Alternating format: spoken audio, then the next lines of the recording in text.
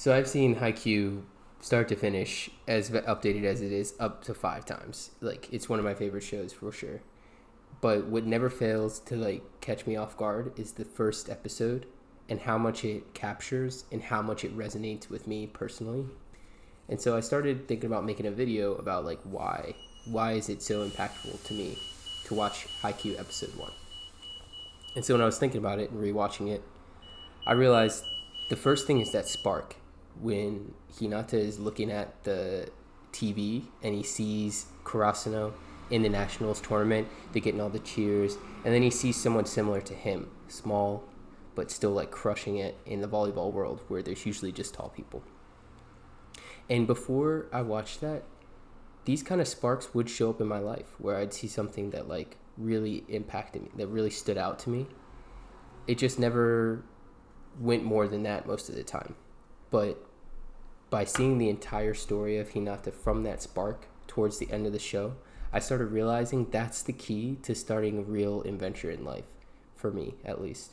It's that first spark, something that stands out to you.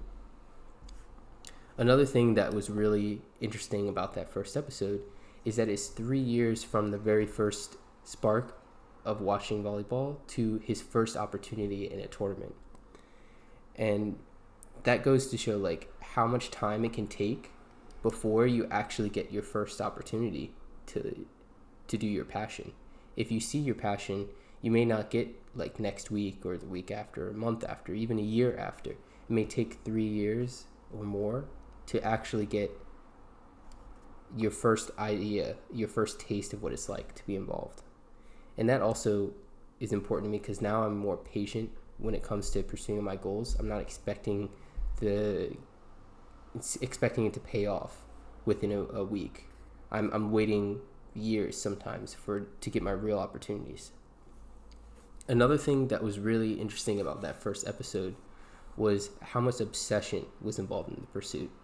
You know, they didn't have a volleyball team at his middle school, and so he had to find people to practice with, and they was constantly getting rejected, and people were constantly like kind of like, why are you doing this? Like, there's nothing really here for you. But he was like, no, like, I really want this. Like, this is something I want to do.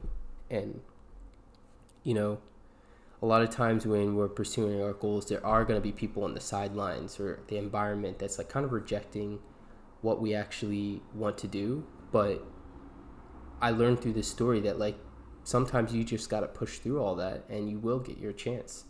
And you never know when that chance is going to be, but you're going to get it if you get it pushed through.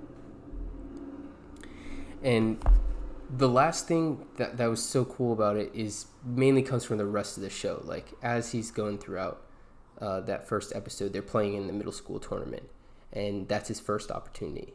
But what really shows off is when he joins the high school team, and it's like all of a sudden he's a starter. It's like, why is he a freshman, like the only other freshman to start regularly on the team? It's because he put in 3 years of work where everybody else is probably just like chilling, like not really trying too hard, and he's trying his best, even if it's by himself.